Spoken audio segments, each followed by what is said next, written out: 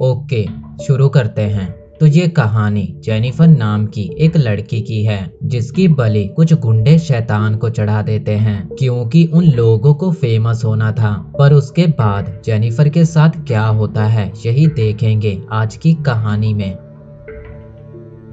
कहानी शुरू होती है जेल में और यहाँ हम नेडी नाम की एक लड़की को देखते हैं। नेडी और लड़कियों जैसी बिल्कुल भी नॉर्मल नहीं होती। तभी उसके पास एक लेडी आती है और वो नेडी को खाना खाने को कहती है। लेकिन ना जाने नेडी को क्या होता है कि वो उस लेडी को बहुत ही बुरी तरह से मारने लगती है। इसके बाद नेडी को एक छोटे से कमरे में बंद कर दिया जाता है और यहाँ नेडी अपने पास्ट के बारे में सोचने लगती है। नेडी हमेशा से ऐसी नहीं थी। अब कहानी पास्ट में आ जाती है और हम एक छोटे से टाउन डेविल कैटल्स को देखते हैं। इस टाउन का नाम इसी टाउन में मौजूद एक झरने की वजह से पड़ा था। इस झरने का सारा पानी एक होल में जाता था और किसी को भी नहीं पता था कि वो पानी कहाँ जाता है। इसके लिए कई वैज्ञानिक भी यहाँ आए लेकिन उन्हें भी कुछ नहीं पता चला। अब हम नेडी को देखते हैं। नेडी एक कॉलेज स्टूडेंट है। वो बहुत ही शाई और सीधी सादी है लेकिन उसकी बेस्ट फ्रेंड जेनिफर उससे बिल्कुल उलट है। जेनिफर बहुत खूबसूरत है और वो कॉलेज में काफी ज्यादा फेमस भी है।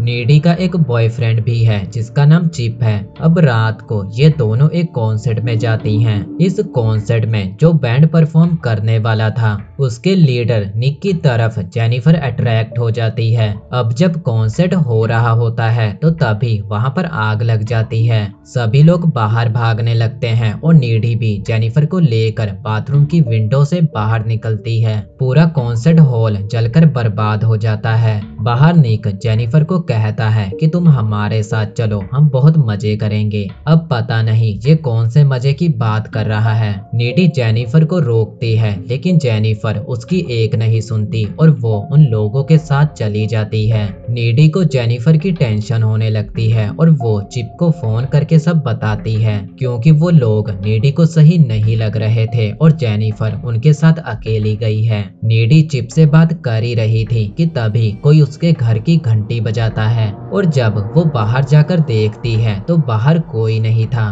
तो वो घर के अंदर आ जाती है लेकिन तभी उसे किचन से कुछ आवाजें सुनाई देती है। जब वो किचन में जाती है तो एकदम से जेनिफर उसके सामने आ जाती है। जेनिफर की हालत बिल्कुल भी ठीक नहीं थी। वो काफी ज्यादा जख्मी थी और वो नेडी को देखकर क्रीपी सी स्माइल करती है। अब जेनिफर फ्रिज खोलती है और उसमें से कच्चा चिकन निकाल कर खाने लगती है। वो बहुत जोर जोर से चीख रही थी, चिल्ला रही थी और तभी उसके मुंह से काले रंग की उल्टी निकलती है। नेडी की पैंट गीली करने के बाद जेनिफर वहां से चली जाती है। लगता है कुछ ज्यादा ही मजे करके आई है उस बैंड के साथ। अब अगले दिन नेडी क्लास में बैठी पिछली रात के बारे में ही सोच रही थी कि तभी वहां पर जेनिफर आ जाती है और अब वो बिल्कुल नॉर्मल लग रही थी जबकि पिछली रात तो उसकी बैंड बजी पड़ी थी। नेडी को तो कुछ भी समझ नहीं आ रहा था।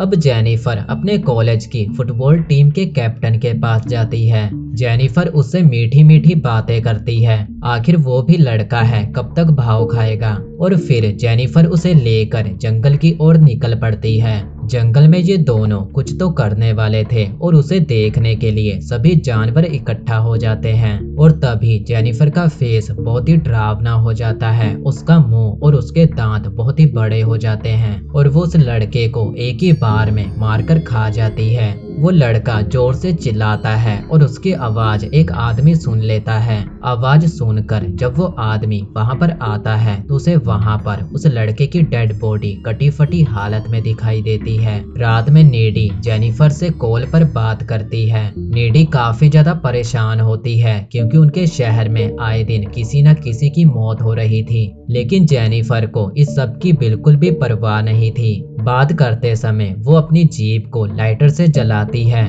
लेकिन उसकी जीप को कुछ भी नहीं होता। धीरे धीरे कई दिन बीत जाते हैं और अब जेनिफर काफी कमजोर दिखने लगी थी। उसका चेहरा बिल्कुल मुरझा चुका था। अब एक लड़का जेनिफर को मूवी देखने के लिए इनवाइट करता है लेकिन जेनिफर उसे मना कर देती है और उसे एक जगह पर बुलाती है। लड़का खुश हो जाता है और आधी रात में उस जगह पर पहुंचता है। वो एक खंडर था और वो दोनों वहां पर मिलते हैं। जब वो दोनों बातें कर रहे थे तो जेनिफर की आंखों का रंग बदलने लगता है और वो उस लड़के को ऐसे देखती है कि जेनिफर को बहुत भूख लगी हो और तभी वो उस लड़के को भी मारकर खा जाती है। इधर नीडी चिप के पास जा रही थी कि तभी उसकी कार के सामने जेनिफर आ जाती है। उसके पूरे चेहरे पर खून लगा हुआ था।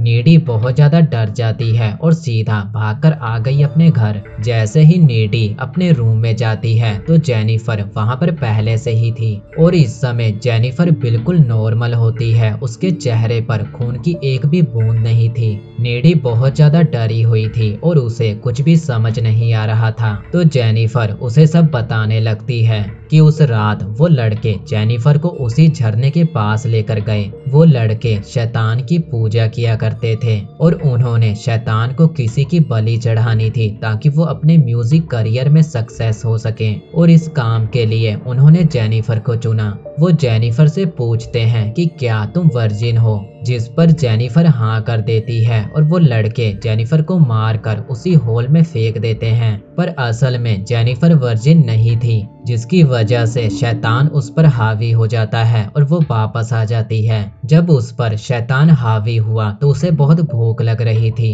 और वो सीधा नीडी के घर आई, जहाँ पर उसने कच्चा चिकन खाया। यहाँ पर जेनिफर नीडी को ये भी बताती है कि जब वो किसी इंसान को खा लेती है तो उसके अंदर बहुत पावर आ जाती है और इसे प्रूफ करने के लिए जेनिफर अपना हाथ काट कर दिखाती है, लेकिन उसका हाथ फिर से ठीक हो जाता है। नीडी बहुत ज्यादा डर जाती है और जेनिफर को यहाँ से जाने को कहती है। जेनिफर उसके रूम की विंडो से कूदकर चली जाती है, जबकि नीडी का रूम सेकंड फ्लोर पर था। अब नीडी इस पर रिसर्च करती है और उसे पता चलता है कि जेनिफर को ठीक करने का बस एक ही रास्ता है कि उसके दिल में चाकू मार दिया जाए। खैर, इससे जेनिफर की मौत हो जाएगी, पर बस यही एक रास्ता था। ये सारी बातें नीडी चिप को भी बताती है और वो चिप को जेनिफर से दूर रहने को कहती है, लेकिन चिप उसे कहता है कि तुम टेंशन मत लो, मुझे कुछ नहीं होगा। असल में नीडी इसलिए परेशान थी क्योंकि जेनिफर के लिए लोगों को खाना एक आम बात थी। अब एक दिन इनके कॉलेज में एक फंक्शन होता है। नीडी फंक्शन में चिप का वेट कर रही थी, पर चिप अभी तक नहीं आया था और साथ ही में उसे जेनिफर भी कहीं नहीं दिखाई देती। तो वो भागकर चिप के घर जाती है, जहां उसे पता चलता है कि चिप को तो घर से निकले काफी टाइम हो चुका है। इधर जेनिफर चिप को लेकर कहीं जा रही थी। वो चिप को कहती है कि नीडी तुम्हें धोखा दे रही है। वो चिप को भड़काते हुए एक खंडर की ओर लेकर जाती है, जहां वो चिप के करीब आने की कोशिश करती है, लेकिन अपना चिप भाई तो नीडी से सच्चा प्यार करता है, तो वो जेनिफर को दूर ही रहने को कहता है। ये देख जेनिफर को बहुत गुस्सा आता है और वो चिप पर अटैक कर देती है। इधर नीडी भी भागते भागते इस जगह पर आ जाती है। नीडी देखती है कि जेनिफर ने चिप को काट लिया है और उसका पूरा चेहरा चिप के खून से सना हुआ था। ये देख नीडी जेनिफर के ऊपर कूद पड़ती है। वो जेनिफर की आंखों में स्प्रे भी करती है और अब जेनिफर का दिमाग सटक जाता है। वो उनके ऊपर खून की उल्टी कर देती है और हवा में उड़ने लगती है। वो नीडी को मारने ही वाली थी कि तभी चिप एक लोहे की रोड जेनिफर के पेट में घुसेड़ देता है। जेनिफर बहुत ज्यादा जख्मी हो जाती है और वो वहां से चली जाती है। इधर चिप की भी हालत बहुत ज्यादा खराब थी और वो नीडी के सामने ही अपना दम तोड़ देता है। अब नीडी पूरी तरह से टूट जाती है और वो जेनिफर से बदला लेना चाहती थी। वो जेनिफर के घर जाती है, जहां वो जेनिफर पर अटैक कर देती है। इसी दौरान जेनिफर नीडी को काट लेती है। तभी नीडी चाकू जेनिफर के दिल में घुसेड़ देती है। चीखों की आवाज सुनकर जेनिफर की मॉम उसके रूम में आती है, जहां वो देखती हैं कि नीडी ने जेनिफर को मार दिया है। और अब कहानी प्रेजेंट में आ जाती है और अब हमें पता चल चुका है कि नीडी जेल में क्यों है। और अब नीडी पहले जैसी इसलिए नहीं रही क्योंकि जेनिफर ने उसे काटा था और अब वो शैतानी ताकतें नीडी के अंदर आ चुकी थी, इसीलिए वो इतना ज्यादा गुस्से में रहने लगी थी। एक दिन वो जेल को तोड़कर वहां से भाग निकलती है और पहुंचती है उसी झरने के पास जहां पर उस बैंड ने जेनिफर की बलि दी थी। वहां से वो उस चाकू को उठाती है जिस चाकू से उन्होंने जेनिफर जेनिफर को मारा था। फिर वो जाती है उस बैंड के पास। जेनिफर की बलि देने के बाद वो बैंड काफी ज्यादा सक्सेस हो चुका था और वो सभी एक रूम में बैठे माल फूक रहे थे। तभी वहां पर कोई आता है जो उन सभी को बड़ी ही बेरहमी से मार डालता है और ये कोई और नहीं बल्कि नीडी थी। जो काम जेनिफर को करना चाहिए था वो नीडी ने किया और हमारी आज की कहानी यहीं पर खत्म हो जाती है।